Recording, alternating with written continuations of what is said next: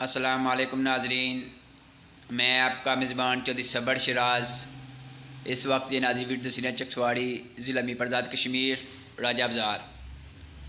नाजरीन 1 फरवरी सन 2022 नाजरीन नायब तहसीलदार साहब सलामगढ़ चकसवाड़ी चौधरी यूब साहब ना बाज़ार विच 18 जनवरी दौरा होया सी। अदू थाना चकसवाड़ी दी ना नफरी भी ऐसी 2 दिन ही मुल दी सी, लेकिन उन्हें दोबारा भी बाज़ार चक्कर नहीं लाया। म्यूनसिपल कमेटी चकसवाड़ी चीफ ऑफिसर राजा शराज साहब उन्हें बाज़ार च दौरा किया सी।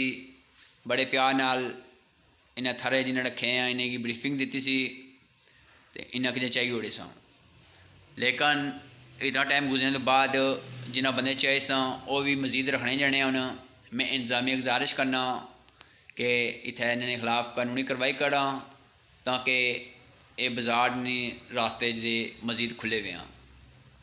नाजरीन इतों चकसवाड़ी वाम माएँ बहनें बेटियाँ चकसवाड़ी जितों बड़ी मुश्किल गुजरियाँ, इतने ऐसे ऐसे हादसे होए नाजरीन इतने बच नहीं सकना मैं, लेकिन मैं गुजारिश करना इंतजामिया की बिलखसूस नायब तहसीलदार साहब चौधरी यूब साहब की कि बाज़ार अच्छी दौरा करा और इथरे चवां। शुक्रिया, जज़ाकल्लाह।